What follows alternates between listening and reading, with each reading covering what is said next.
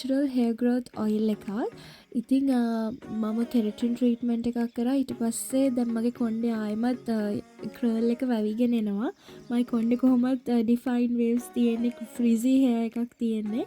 ඉතින් ඒක දැන් ආයෙ ටිකක් අර කෙරටින් ට්‍රීට්මන්ට් එකට මැච් වෙන විදිහට තමයි මම දැන් ආයෙ වවා ගන්න හදන්නේ.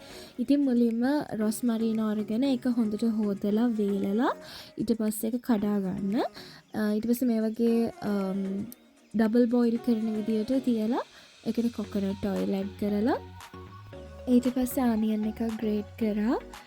අර ග්‍රේට් කරන්න බැරි අර මේ ඒ ටික කරන්න නැමෙනවා වගේ ඒවා ටික එහෙමම දැම්මා. දැන් මම මේකට සූදුරුත් ඇඩ් කරගන්නවා. අපේ ආච්චිම තමයි මට මේක හදන විදිය කියලා දුන්නේ. ඉතින් එයා කිව්වා තව කරපිංච දාන්නයි කියලා. කරපිංච තිබ්බේ නෑ මං ගාව. ඉතින් ඔයගොල්ලෝ ගාව අනිවාර්යෙන් තියෙනවනම් දාගන්න. ඒක මාරම හොඳයි කොන්නට.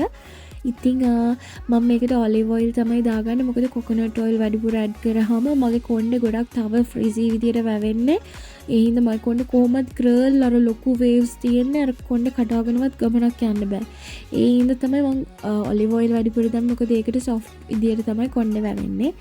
ඒ හින්දා ඉතින් දැන් මම මේක මෙහෙම සීල් කරලා චුට්ට වෙලාවක් තව තියලා ඊට පස්සේ after 3 days තමයි මම දැන් මේ පෙන්නන්නේ. ඊට පස්සේ මම මේක වෙන එකකට ෆිල්ටර් කරගන්නවා. ෆිල්ටර් කරලා විටමින් E capsules 4ක් දාගත්තා. මොකද චුට්ටයි මම හැදුවේ.